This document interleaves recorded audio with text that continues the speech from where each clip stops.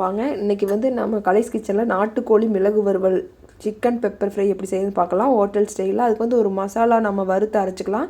அதுக்கு வந்து ஒரு 2 ஸ்பூன் மல்லி எடுத்துக்கங்க, 2 வரமிளகா, ஒரு அரை ஸ்பூன் ஜீரகம், அரை ஸ்பூன் சோம்பு, ஒரு 2 ஸ்பூன் மிளகு மட்டும் அதிகமாக சேர்த்துக்குங்க. மிளகு அதிகமாக சேர்த்துனா தான் இது வந்து பெப்பர் ஃப்ரை அவ்வளோ ஒரு டேஸ்ட்டாக ஹோட்டலில் கிடைக்கிற மாதிரி இருக்கும். பாருங்கள், அடுப்பை லோ ஃப்ளேமில் வச்சுட்டு இந்த மாதிரி வறுத்து எடுத்துகிட்டு ஒரு தட்டுக்கு மாற்றிடலாம். இது நல்லா ஆறட்டுன்னு பவுடர் பண்ணி எடுத்துக்கலாம். இப்போ வந்து கடாய் அடுப்பில் வச்சுட்டு அதில் வந்து ஒரு 3 ஸ்பூன் அளவுக்கு எண்ணெய் விட்டுக்குங்க. அதில் வந்து ஒரு பட்டை, 3 கிராம்பு, 2 ஏலக்காய் சேர்த்துக்கலாம். இதை சேர்த்துட்டு இதை ஒரு தொலைவி விட்டுட்டு இதில் வந்து 2 பெரிய சைஸ் ஆனியன் இந்த மாதிரி பொடியாக கட் பண்ணி வச்சுருக்கிறேன்.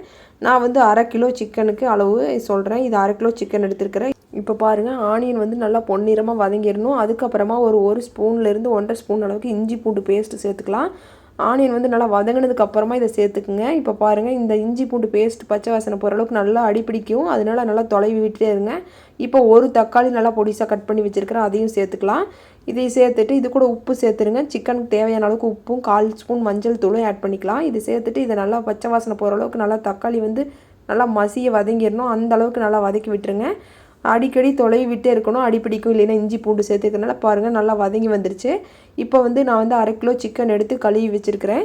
இதை வந்து அது கூட சேர்த்துட்டு இந்த மாதிரி நல்லா கலந்து விட்டுருங்க. அது கூடவே இப்போ வந்து ஃபஸ்ட்டு அடுப்பை வந்து ரொம்ப லோ ஃப்ளேமில் வச்சுட்டு ஃபஸ்ட்டு தொலைவி விடுங்க. அப்புறமா ஹை ஃப்ளேமுக்கு வச்சுட்டு நல்லா இது சிக்கன் வந்து நல்லா சுருண்டு வரணும். அந்த அளவுக்கு நல்லா தொலைவி விட்டுட்டே இருங்க. இப்போ பாருங்கள், நல்லா அந்த மசாலாவோடு சேர்த்து நல்லா சுருளை வந்துருச்சு. இந்த அளவுக்கு இந்த ஸ்டேஜில் இருக்கையில் வந்து நம்ம இதில் வந்து தண்ணி ஆட் பண்ணிக்கலாம். இப்போ பாருங்கள், இதில் வந்து சிக்கன் முழுகிற அளவுக்கு தண்ணி ஆட் பண்ணிங்கன்னா போதும். நான் வந்து 1 கப் அளவுக்கு ஆட் பண்ணுறேன். இதை சேர்த்துட்டு பாருங்கள், நான் தண்ணி காமிக்கிறேன், அந்த அளவுக்கு ஊற்றுனீங்கன்னா போதும். இப்போ இந்த ஸ்டேஜில் நம்ம நல்லா கலந்து விட்டுட்டு இதை வந்து ஒரு தட்டு வச்சு மூடி வச்சிடலாம். ஒரு 15லேருந்து 20 நிமிஷம் அப்படியே விட்டுருங்க. அடிக்கடி எடுத்து கலந்து விட்டுட்டே இருக்கணும். அப்போ தான் அடி பிடிக்காமல் இருக்கும். இந்த மசாலாவை பாருங்கள், அரைச்சி எடுத்துகிட்டு வந்துட்டு நல்லா இந்த மாதிரி நைஸ் பவுடரை அரைச்சி எடுத்துகிட்டு வந்துடுங்க. இப்போ பாருங்கள், நல்லா இது வந்து தண்ணி சுண்டி வந்துருச்சு. இந்த அளவுக்கு பாதி சுண்டுன உடனே நம்ம அந்த அரைச்ச பவுடரை வந்து ஆட் பண்ணிடலாம். இதுதான் வந்து முக்கியமான இன்க்ரீடியன்ட்ஸ். இதை சேர்த்துனிங்கன்னா தான் ஹோட்டல் ஸ்டைலில் பெப்பர் ஃப்ரை சூப்பராக இருக்கும். ஒரு 2.5 ஸ்பூன் அளவுக்கு மட்டும் ஆட் பண்ணிக்கோங்க. இதில் எக்ஸ்ட்ரா இருந்தாலும் நீங்கள் வந்து காளான் வறுவல் இது மாதிரி எதுக்கு வேணாலும் நீங்கள் ஆட் பண்ணிக்கலாம் அந்த பவுடரை. இதையெல்லாம் சேர்த்துட்டு மறுபடியும் தட்டு வச்சு கலந்து வச்சு மூடி வச்சுருங்க. இது வந்து நல்லா அடிக்கடி ஒரு 2-3 டைம் கிளறி விடுங்க. ஒரு 10லேருந்து 15 நிமிஷம். ஃபஸ்ட்டே சிக்கன் நல்லா வெந்துருச்சு. இப்போ இந்த மசாலாவை சேர்த்துட்டு சிக்கன் நல்லா சுருண்டு வரணும். நல்லா சுண்டி வந்துச்சுன்னா தான் டேஸ்ட்டாக இருக்கும். இந்த ஸ்டேஜில் இன்னும் நீங்கள் வேணுனாலும் சுண்ட விட்டுக்கலாம்.